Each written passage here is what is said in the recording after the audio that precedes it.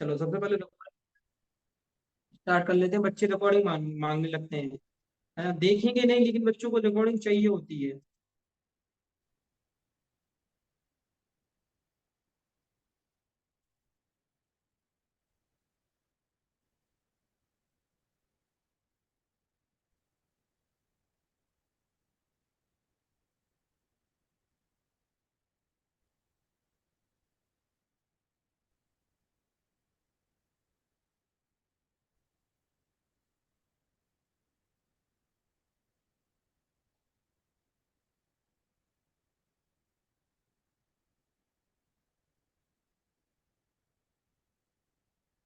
मुझे लगता है गलत पीडीएफ मैंने ओपन कर लिया, ये शायद पीडीएफ नहीं है।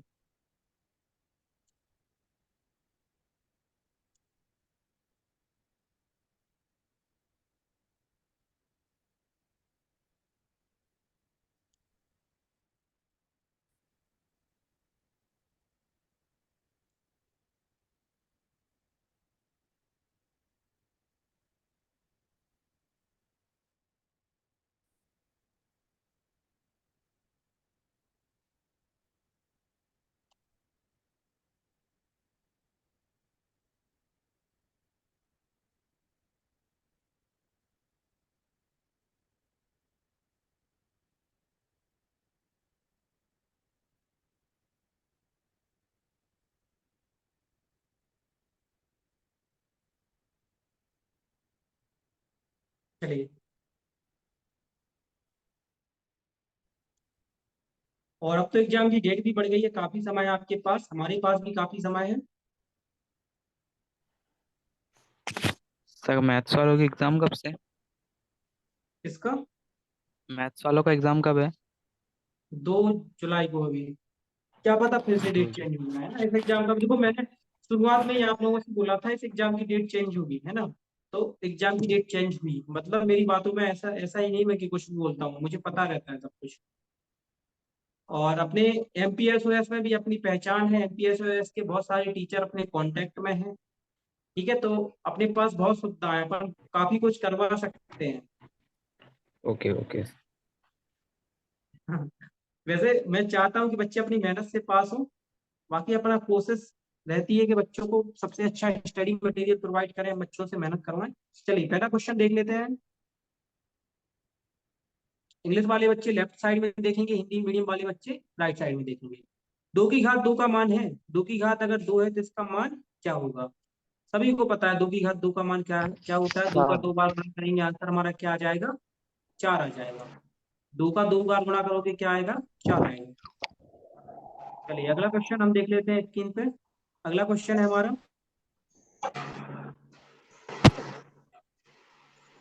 निम्न में से कौन सी अभाज्य संख्या है? अभाज्य संख्या वह संख्या होती है जो किसी भी संख्या से ना कटे, जो केवल अपने आप से कटे और वन से कटे, उसको हम अभाज्य संख्या बोलते हैं। अभाज्य यानी प्राइम नंबर। तो देखो जो 12 होता है 17। कट जाता है, 1 से कट जाता है, 3 से कट जाता है, 4 से कट जाता है। 15 भी 15 1 से कट जाता है, 3 से कट जाता है, 5 से कट जाता है, और 15 खुद से कट जाता है। 20 भी इसी तरीके का है, 20 2 से कटेगा, 4 से कटेगा, 5 से कटेगा, 10 से कटेगा। बट जो 17 है वो सिर्फ 1 से कटेगा, और कब किससे कटेगा? 17 खुद से कटेगा, तो उसको बोलते हैं प्राइम नंबर, यानी कि अभाज्य संख्या। तो जो भी बच्चे अपना माइक, ये माइक ऑन करना बार बार जरूरी नहीं है, जब कोई आपको क्वेश्चन पूछना हो तभी आप माइक ऑन करें आप। वैसे भी मेरी आवाज आप लोगों को आती रहती है, तो ये माइक बार बार करने की जरूरत नहीं है, नहीं तो मैं फिर सबको चलो मैं अब एक, मैं सभी को म्यूट कर देता हूँ।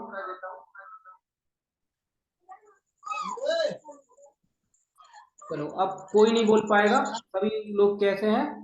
म्यूट हैं, अभी भी नहीं होंगे।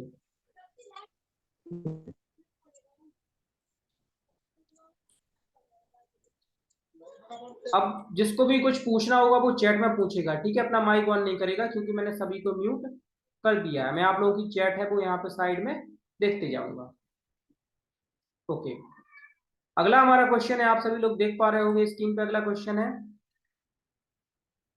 यदि ए का मान है वो बी है, ए का मान 5 है और जो बी का मान है वो कितना है हमारा 3 है, तो हमें ए स्क्वायर और बी स्क्वायर का मान बताना है। ए की वैल्यू 5 और बी की वैल्यू 3 है, तो ए का स्क्वायर करेंगे हम तो आएगा हमारा कितना 25 आ जाएगा। ए का स्क्वायर अगर हमने किया तो हमें मिलेगा 25, ठीक है। और अगर हम बी का स्क्वायर करेंगे तो हमें मिलेगा कितना 9 मिलेगा। तो जब हम 25 और 9 को जोड़ देंगे आंसर होगा हमारा कितना 34। आंसर हमारा कितना होगा 34। ओके, चलिए अगला क्वेश्चन देख लेते हैं। एक समकोण त्रिभुज में कर्ण का वर्ग किसके बराबर होता है? तो जो कर्ण का वर्ग होता है वो अन्य दो भुजाओं के वर्गों का योग होता है। जो कर्ण का वर्ग होता है वो अन्य दो भुजाओं के वर्गों का क्या होता है, योग होता है। इसका आंसर है वो राइट है, और इसका ए वाला आंसर है वो राइट हो जाएगा। जिसको भी इन सभी के आंसर पता है वो मुझे लाइव चैट के थ्रू लिख के भेज सकता है, ठीक है। मैं आप सभी लोगों की चैट देख रहा हूँ।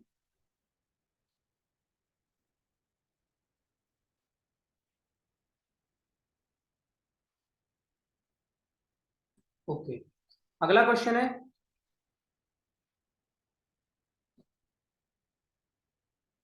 अगला क्वेश्चन आपकी स्क्रीन पे रहा। 0.5 प्लस 0.25 प्लस 0.015 का मान क्या होगा? इसको हमें क्या करना है, जोड़ना है, ठीक है। तो ऐसे मत जोड़ देना कि पहले लास्ट में 5 है, इस वाले 5 को लास्ट वाले 5 के साथ जोड़ दो। ऐसी गलती बिल्कुल भी मत करना। मैं आपको बता रहा हूँ इसको किस तरीके से जोड़ा जाता है। जोड़ने के लिए देखो, सबसे पहले हम लिखेंगे 0.5, लिख लिया। उसके नीचे हम लिखेंगे 0.25, ठीक है। उसके नीचे हम लिखेंगे 0.125। इसको हम जोड़ेंगे, आंसर क्या आएगा? अब देखो, ऊपर यहाँ पे कुछ नहीं है, इस वाले 5 के ऊपर कुछ नहीं है, तो यहाँ पे हम क्या लेंगे, जीरो लेंगे, फिर एक जीरो लेंगे, ठीक है। यहाँ पे भी कुछ नहीं है तो यहाँ पे भी हम क्या लेंगे, एक जीरो लेंगे। अब इसको हम जोड़ेंगे। ऐसा नहीं करेंगे कि इस वाले 5 को इस वाले 5 से जोड़ दिया, इस वाले 5 से जोड़ दिया। हमेशा दशमलव वाला अंक है वो दशमलव, जैसे यहाँ पे दशमलव के बाद 5 है वो पहला अंक है, दशमलव के बाद जो 5 है वो पहला अंक है, तो वो हमेशा दशमलव के बाद वाले अंक से ही जुड़ेगा। जैसे दूसरे वाले में दशमलव के बाद 2 है, तीसरे वाले में दूसरे दशमलव के बाद 1 है, ठीक है। तो इस तरीके से इसको हम जोड़ेंगे तो हमारा आंसर आएगा 5। यहाँ पे तो हमारा, यहाँ पे हमारा आंसर आ जाएगा कितना, आंसर आएगा हमारा 0.527 और एक 8, 875, यानी कि इसका जो डी वाला ऑप्शन है वो सही है। सभी बच्चों ने आंसर इसका राइट दिया है। चलिए, 144 किसका वर्गमूल है? अगला क्वेश्चन है हमारा, 144 किसका वर्गमूल है? आप सभी लोग स्क्रीन पर देख सकते हो, जो 144 है वो हमें वर्गमूल बताना है कि वो किसका वर्गमूल है। तो जो 144 है वो हमारा वर्गमूल होता है 12 का, सभी को पता है 12 का वर्गमूल होता है। बहुत बढ़िया, ओके। अब अगला क्वेश्चन मुझे लगता है थोड़ा सा टफ है, अगर आपको कॉन्सेप्ट पता नहीं है तो। क्वेश्चन में बोला गया है कि दो संख्याओं का अनुपात 3:5 और उनका योग 64 है, तो बड़ी संख्या कौन सी है? ठीक है, दो संख्याओं का अनुपात, ठीक है। चलो बहुत बढ़िया, अच्छा क्वेश्चन है, अभी मैं इसको करके बताता हूँ। माना जो हमारी फर्स्ट संख्या है, फर्स्ट नंबर है वो हमारा क्या है? देखो, जब भी भाइयों और बहनों आपको अनुपात दिया जाए किसी भी क्वेश्चन में, तो जो अनुपात दिया गया है उसको हमेशा हम कैसे क्या ले लेते हैं, हम उसको हमेशा हम एक्स ले लेते हैं। उसको हमेशा हम क्या लेंगे, एक्स लेंगे। बिल्कुल इसको गांठ बांध लो, कहीं पे भी लिख लो।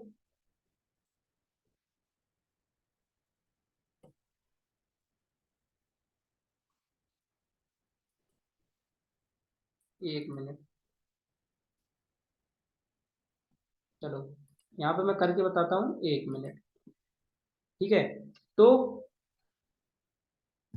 फर्स्ट जो हमारा नंबर होगा, जो हमारा फर्स्ट नंबर होगा वो हमारा हो जाएगा क्या, पहला नंबर हो जाएगा हमारा 3x।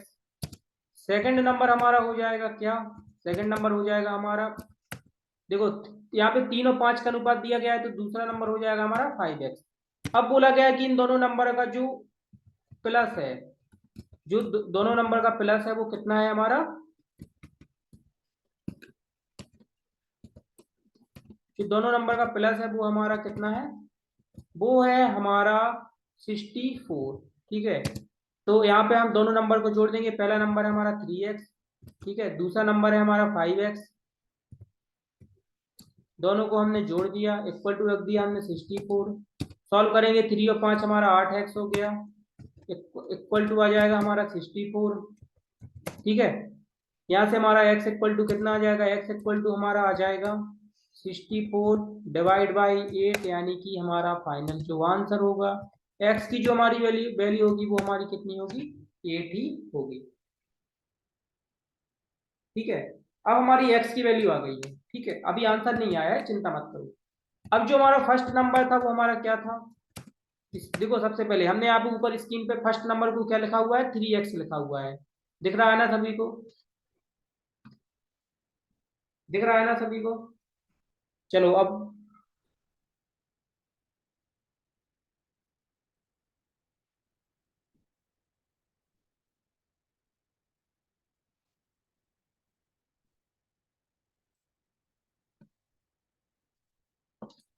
ठीक है, सभी को दिख रहा है ना।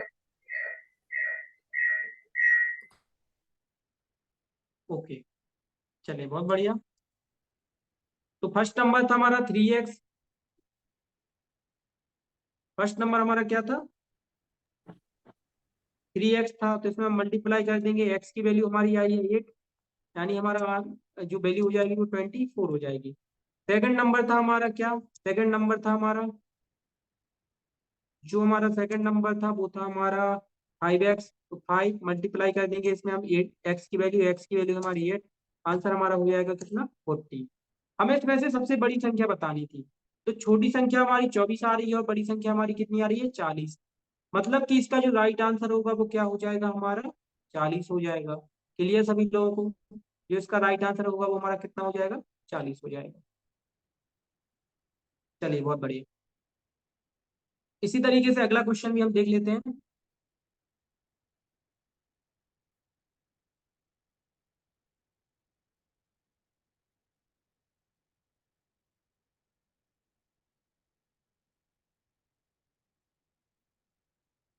ओके, अगला क्वेश्चन है, यदि 5 पेन की कीमत $25 है तो 8 पेन की कीमत क्या है। बोला गया है कि 5 पेन की कीमत है वो कितनी है, $25 है, तो 8 पेन की बताओ। बहुत बहुत ही सिंपल है। देखो, माना एक पेन की कीमत, ये एक्स तो पड़ा होगा ना 10वीं में, एक पेन की कीमत हमने मान ली कितनी है, एक्स है। ठीक है, तो 5 पेन की कीमत क्या हो जाएगी, 5 पेन की कीमत हो जाएगी,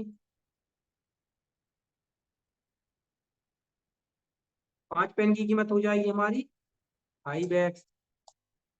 अब बोला गया है 5x की कीमत, 5 पेन की कीमत कितनी है, 25 है। तो एक एक पेन की कीमत मतलब कि एक एक्स की वैल्यू क्या होगी, 25 डिवाइड बाई 5, यानी कि 5। ठीक है, बोला गया है 8 पेन की कीमत बताओ, तो एक पेन की कीमत है 5, कीमत इक्वल टू $5। डॉलर का देखो मैं साइन भी बना देता हूँ। ठीक है, 8 पेन की बताना है, 8 पेन की कीमत,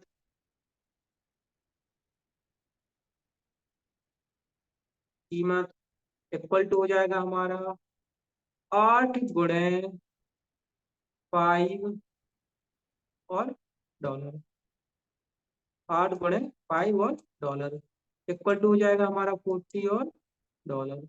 क्लियर सभी को, आंसर कितना आएगा इसका, 8 पर 40। बहुत बढ़िया, इसका जो राइट आंसर है वो हमारा क्या है, 40 है। किसी को भी कोई डाउट हो, you can ask now, I will provide you solution. Sir. हाँ सर। हाँ बोलिए। सर इतने सिंपल आते कि पेपर में सवाल। देखो, अगर मैं आपको पहले ही, देखो आप एक सिंपल सी बात समझ के रखिए, अगर आपको छत पे चढ़ना है तो आपको पहली सीढ़ी चढ़नी होगी। पहली सीढ़ी बहुत ही पास में होती है ना। डायरेक्ट छत पे अगर छलांग लगाओगे बेटा तो गिरोगे, समझ रहे हो, इस वजह से। अभी ओके आपको सर। छोटे छोटे क्वेश्चन करने हैं, उसके बाद लेवल इसका धीरे धीरे हार्ड होता जाएगा, है ना। ओके, बेस क्लियर करो, इतना भी टफ नहीं आता है पेपर। Okay sir. चलो आगे देखते हैं। एक वृत्त की परिधि और व्यास का अनुपात क्या होता है? वृत्त की परिधि और व्यास का अनुपात बताना है। ठीक है, देखो अब एक क्वेश्चन टफ आ गया है ना, तो सब टाइप के क्वेश्चन है।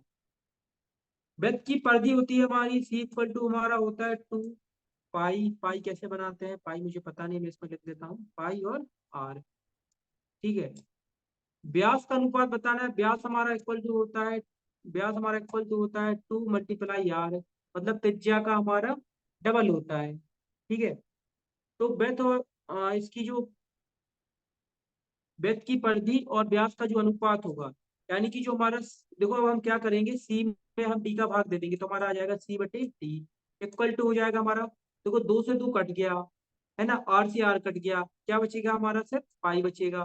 मतलब कि वृत्त की परिधि और व्यास का जो अनुपात होता है वो हमारा क्या होता है, पाई होता है। क्लियर सभी को? परिधि होती है हमारी सी, सी इक्वल टू होता है हमारा 2 पाई आर। व्यास होता है हमारा डी, डी इक्वल टू होता है 2 मल्टीप्लाई आर, यानी कि त्रिज्या का दुगना डायमीटर यानी कि व्यास होता है। अनुपात बताना था, अनुपात का मतलब होता है दोनों को बटे में करना। सी में हम डी का भाग दे देंगे तो हमारा हो जाएगा सी बटे डी, यानी कि हमारा अनुपात निकल आया, जो ये हमारा वो क्या निकल आया, अनुपात निकल आया। यहाँ पे 2 से 2 हमारा जो है वो क्या हो जाएगा, कैंसल हो जाएगा, 2 से 2 कट गया।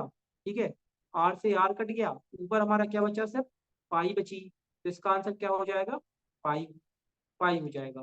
क्लियर? किसी को कोई डाउट?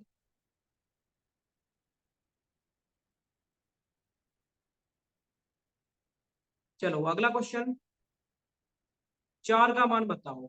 4 फैक्टोरियल बोला गया, फैक्टोरियल कक्षा 11वीं का टॉपिक है। फैक्टोरियल में मान कैसे निकालते हैं, चलो मैं आपको बता देता हूँ। 4, हमें फैक्टोरियल का मान बताना है। ठीक है, 4 फैक्टोरियल हमारा क्या होता है, बहुत सिंपल है। मान लो आपसे पूछा गया 3 फैक्टोरियल का मान बताओ, 2 फैक्टोरियल का मान बताओ, 1 फैक्टोरियल का मान बताओ, कुछ नहीं करना, इसका उल्टा गुणा कर देना है। जैसे कि 4 का बोला गया है तो हम 4, ठीक है, 4 गुणा करेंगे, फिर इसमें 3 का करेंगे, फिर इसमें 2 का करेंगे, और फिर इसमें लास्ट में 1 तक करेंगे। मतलब अगर हमसे किसी भी संख्या का फैक्टोरियल पूछा जाए तो वो संख्या जितने भी नंबर पे है, उससे पीछे उसका गुणा करने दे जाना है। जैसे कि मान लो 6 से पूछा जाए तो आपको गुणा करना है 6 गुणे 5 गुणे 4 गुणे 3 गुणे 2 गुणे 1 तक। ठीक है, 10 का पूछा जाए तो 10 का गुणा करोगे, 10 गुणे 9 गुणे 8 गुणे 7 गुणे 6 गुणे 5 गुणे 4 गुणे 3 गुणे 2 गुणे 1 गुणे 1 ही तक करना है, जीरो नहीं करना है। ठीक है, सिंपल सा कॉन्सेप्ट है। तो 4 फैक्टोरियल का मान बताना था तो हम 4 का गुणा कर देंगे, 4 गुणे 3 गुणे 2 गुणे 1, 1 का 2 के साथ करेंगे 2 आ जाएगा, 2 का 3 के साथ करेंगे 6 आ जाएगा, 2 का हम 3 के साथ करेंगे तो क्या आ जाएगा, 6 आ जाएगा।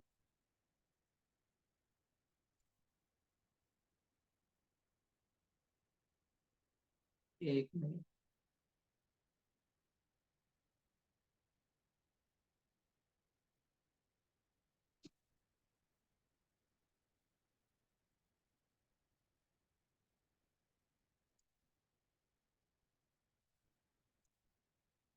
चलो, तो यहाँ पे 4 का 3 के साथ किया तो 12, 12 दूनी 24, तो इसका जो हमारा आंसर होगा वो कितना होगा, 20। इसका जो हमारा आंसर होगा 24 होगा। क्वेश्चन क्लियर, फैक्टोरियल निकाल के बन जाएगा ना। ओके, चलिए आगे बढ़ते हैं। क्षैतिज रेखा का ढाल क्या होता है? मान लो कोई रेखा है, क्षैतिज रेखा, मैं आपको यहाँ पे ड्रॉ करके बता देता हूँ क्षैतिज रेखा क्या होती है। ठीक है, क्षैतिज रेखा कैसे बनाएंगे, चलो ऐसे बनाते हैं।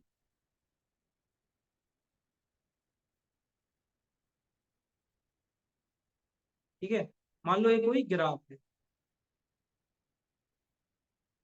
इसको हम क्या बोलते हैं, क्षैतिज रेखा बोलते हैं। जो बीच में आपको ये रेखा दिख रही है ना, एक यहाँ पे पॉइंट, और एक यहाँ पे पॉइंट, और एक ये जो आपको ये रेखा दिख रही है, इसको हम क्या बोलते हैं, क्षैतिज रेखा। अब आप देखो इस ग्राफ में जो ये क्षैतिज रेखा है वो 45 डिग्री का एंगल बना रही है। कितने डिग्री का एंगल बना रही है, 45 डिग्री का। और इसका जो ढाल होता है, जो ढाल होता है वो 10 से निकाला जाता है। ठीक है, मतलब इसका हम ढाल कैसे निकालेंगे, ढाल इसका हो जाएगा हमारा क्या, एक मिनट, इसका जो हमारा ढाल होगा वो हमारा होगा 10 45 डिग्री। और 10 45 डिग्री की जो हमारी वैल्यू होती है वो कितनी होती है, 1 होती है। मतलब इस क्षैतिज रेखा का जो ढाल होगा, इस क्षैतिज रेखा का जो ढाल होगा वो कितना होगा, जो क्वेश्चन मैं पढ़ा रहा हूँ उसी को पढ़ लो, आगे वाले क्वेश्चन के आंसर बाद में देंगे, ठीक है। तो छठे देखा हुआ जो ढाल होगा वो बंद होगा। कॉन्सेप्ट समझो, कॉन्सेप्ट जरूरी है। चलिए अगला क्वेश्चन देख लेते हैं।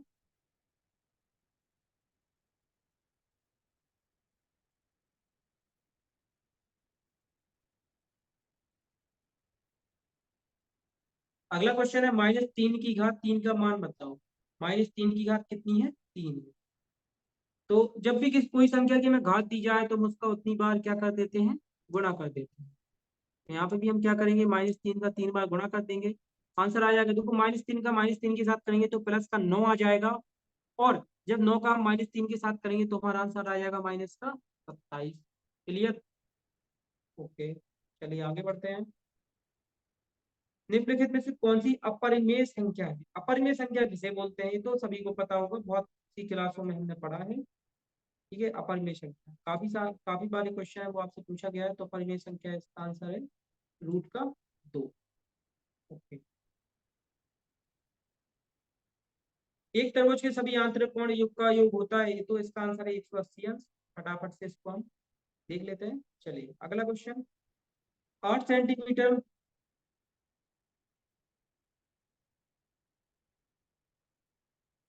ओके 8 सेंटीमीटर लंबाई और 5 सेंटीमीटर चौड़ाई वाली आयत का क्षेत्रफल होगा। तो आयत का क्षेत्रफल सभी को पता है, आयत का क्षेत्रफल इक्वल टू होता है हमारा लंबाई गुणे चौड़ाई। 8 × 40 कर देंगे, इसका आंसर क्या आ जाएगा हमारा? 40 सेंटीमीटर स्क्वायर आ जाएगा। ओके, अगला क्वेश्चन। 2 की घात 5 × 2 की घात 3 का मान बताइए। तो 2 की घात 5 का जो मान होता है वो मेरे हिसाब से 32 होता है। कितना होता है 2 की घात 5 का मान? 32 होता है। ठीक है, तो 2 की घात 5 का मान हो गया 32, और 2 की घात 3 का मान होता है 8।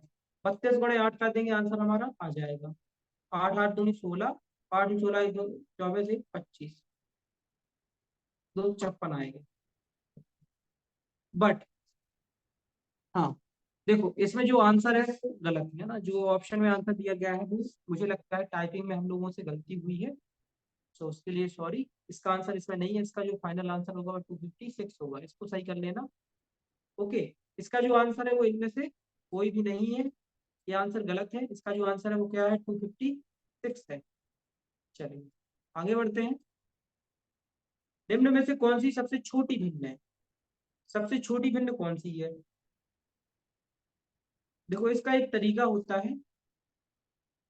सबसे सबसे पहला तरीका है तो इन सभी का एलसीएम ले लो, उससे मल्टीप्लाई कर दो, लेकिन वो तरीका मुझे बहुत बुरा लगता है, उस हिसाब से मैं नहीं करता हूँ। मैं आपको एक सिंपल सा तरीका बताऊंगा, ठीक है, उसको देख लो। देखो 1 में 0 का भाग दोगे, 1/2 करेंगे अपन जब, तो अपना आंसर आएगा 0.5। आएगा ना? सही है।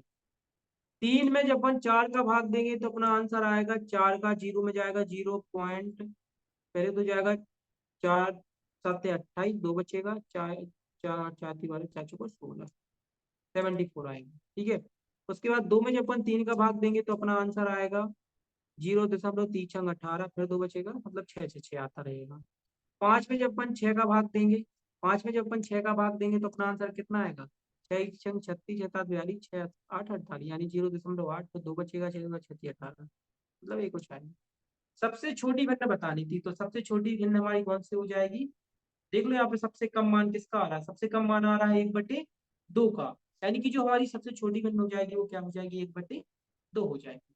क्वेश्चन क्लियर कैसे किया है ना? तो हम इसे डिवाइड देके कर सकते हो, एक अलग मेथड होता है, इन सभी का एलसीएम निकालो फिर उसको सॉल्व करो। बट आप ऐसे भी कर सकते हो, कोई इशू इसमें आपको नहीं है। ओके, आगे बढ़े। टाइम, ओ माय गॉड, 10:45 हो चुके हैं। वैसे हमारी क्लास का जो टाइम है वो 10:30 बजे तक का है। चलिए कोई नहीं, आगे बढ़ते हैं, जल्दी जल्दी से करते हैं। 0 × 6.0.8 का मान क्या है? तो आपको पता होगा 0.6 × 0.8 का मान क्या है, निकालते रहना, मैं नहीं बताऊंगा। 10:45 का मान क्या होता है, 1 होता है, ये भी मैं आपको नहीं बताऊंगा। जो क्वेश्चन थोड़े से टफ है उनको बताएंगे। एक समकोण त्रिभुज में भुजाओं की लंबाई का अनुपात क्या होता है? समकोण त्रिभुज है, उसमें जो भुजाओं की लंबाई का अनुपात है वो क्या होता है? ये थोड़ा सा टफ क्वेश्चन है। ठीक है। सबसे पहले तो हम एक समकोण अच्छा सा त्रिभुज बनाएंगे, उसके बाद इस क्वेश्चन को हम सॉल्व करेंगे। मान लीजिए कि ये हमारा समकोण त्रिभुज है, मान लो, लग तो नहीं रहा वैसे। ठीक है, तो इसमें बताना है कि इनकी भुजाओं की लंबाई का अनुपात क्या है। अब इसमें भुजाओं तो बोला नहीं गया कि कौन सी भुजा।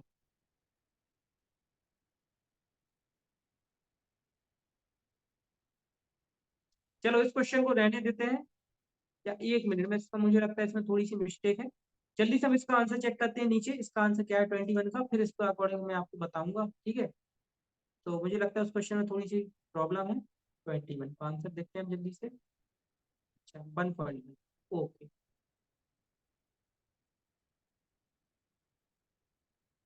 देखो, बोला गया था कि समकोण त्रिभुज में भुजाओं का अनुपात क्या होता है, तो 1/1 होता है। मैं आपको बताता हूँ कैसे।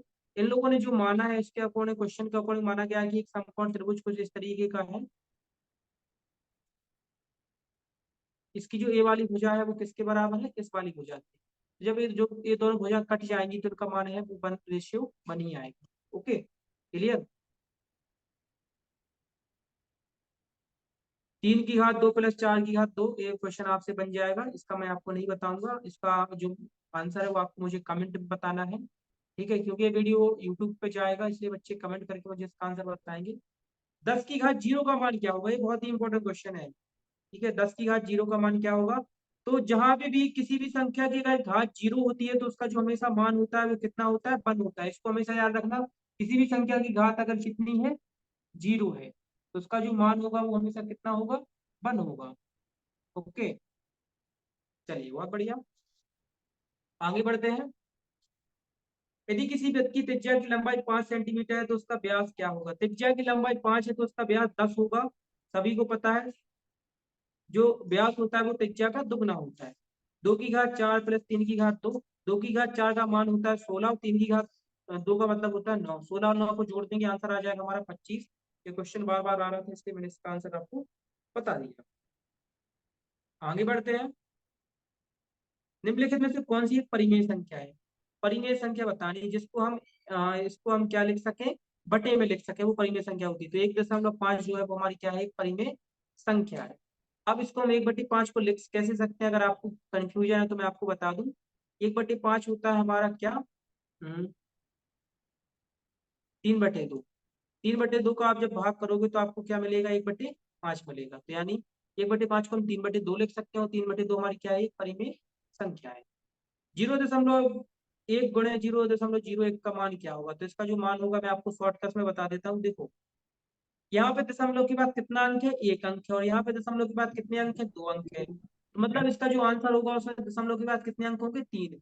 1 अंक यहाँ का हो गया और 2 अंक यहाँ के हो गए, मतलब इसका जो आंसर होगा वो 0.001 होगा। ओके, चलिए अगला क्वेश्चन हम देख लेते हैं। दो वर्गों के क्षेत्रफल का अनुपात 4:9 है तो उनकी भुजाओं की लंबाई क्या होगी। अरे भैया ये तो बहुत सिंपल क्वेश्चन है। ठीक है, यहाँ पे देख लेते हैं हम इसको जल्दी से। अरे क्यों नहीं आ रहा है। 2:3। देखो, मान लो पहले जो वर्ग की भुजा है वो A1 है। A1 का जो मान, A1 का जो, अरे सॉरी ऐसे नहीं, अच्छा क्षेत्रफल का अनुपात बोला गया, ठीक है। पहले वर्ग का जो क्षेत्रफल होगा वो होगा A1 का स्क्वायर। A1 का स्क्वायर है हमारा कितना, 4 है। मान लो दूसरे की है A2। A2 का जो स्क्वायर होगा वो कितना होगा हमारा, 9 होगा। अब A1 का हमें मान निकालना है। 4 किसका स्क्वायर होता है, तो 4 2 का होता है। और जो 9 है वो किसका होता है, 3 का होता है। मतलब उनकी जो भुजाओं की लंबाई का अनुपात होगा वो 2:3 होगा। ठीक है, सिंपली इस तरीके से कर सकते हैं। पहली भुजा को हमने A1 लिया है, दूसरी भुजा को हमने A2 लिया है। माना पहली भुजा का, पहली भुजा जो है उसका जो क्षेत्रफल है वो कितना है, 4, और दूसरी भुजा का है कितना है, वो 9 है। देखो क्षेत्रफल का हमारा फॉर्मूला क्या होता है, एरिया हमारा स्क्वायर का जो हमारा एरिया है वो इक्वल होता है हमारा साइड का स्क्वायर के। मतलब इसमें हम साइड का स्क्वायर कर देते हैं, वो हमारा बराबर होता है। तो इस तरीके से इसको हमने सॉल्व कर लिया है। समझ में आया कि फिर से मैं बता दूं इसको, मुझे लगता है आ गया होगा। आ गया ना सभी को। यस सर, आ गया। आगे बढ़ते हैं। 2 की घात 8 है तो आपसे बन जाएगा, मैं नहीं बताऊंगा इसका आंसर, मुझे आपको कमेंट बताना है। 2 की घात 3 गुणे 2 की घात 4, मतलब इसका ये दोनों घातें जुड़ जाएंगी, 2 की घात 7। 2 की घात 7 होती है हमारी 64 गुणे 128, 128 होती है, मतलब इसका आंसर 128 आएगा, जो कि इसमें नहीं है। ओके, आगे बढ़ते हैं। निम्न में से कौन सी एक समग्र संख्या, समग्र संख्या क्या कहलाती है? Composite number. कंपोजिट नंबर बे नंबर होते हैं, ये प्राइम नंबर के उल्टे होते हैं, जो प्राइम नंबर पढ़े थे ना वो उसके उल्टे होते हैं। प्राइम नंबर अपने आप से कटते हैं और वन से कटते हैं, जबकि कंपोजिट नंबर दो या दो से ज्यादा नंबरों से कटते हैं। तो वन एक प्राइम नंबर है, वन क्या है? एक प्राइम नंबर है। Prime number.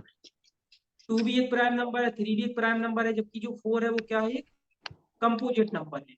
प्राइम नंबर का जो उल्टा होता है उसको हम क्या बोलते हैं? कंपोजिट नंबर बोलते हैं।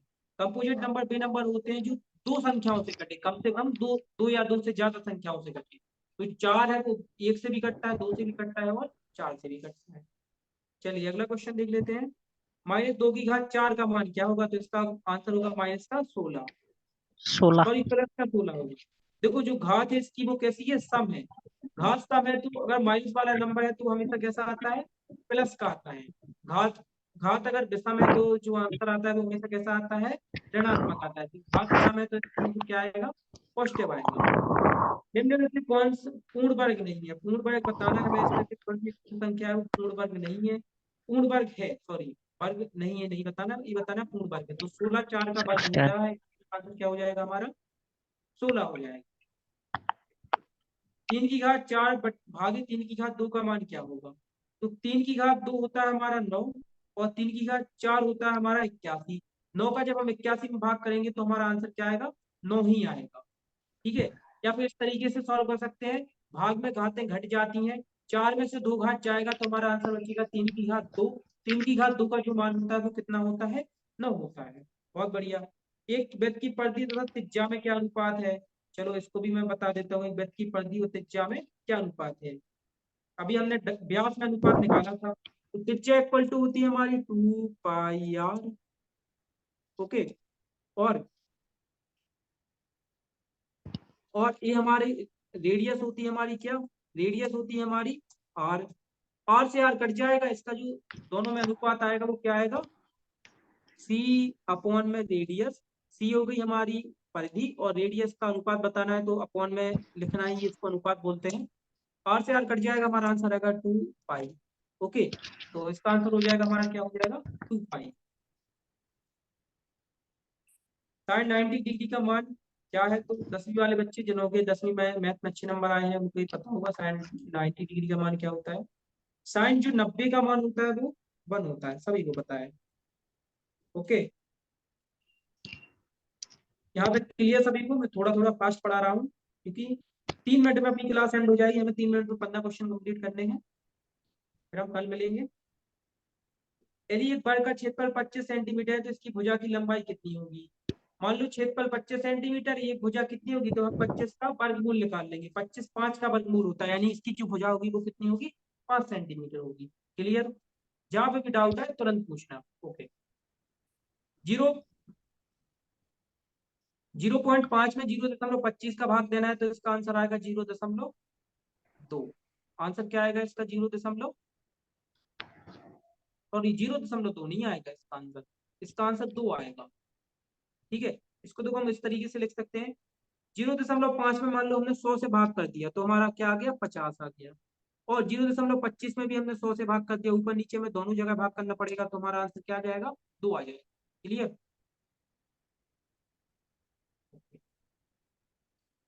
आगे बढ़ते हैं। यदि एक त्रिभुज के दो कोणों का योग 90 डिग्री है तो तीसरा कोण है।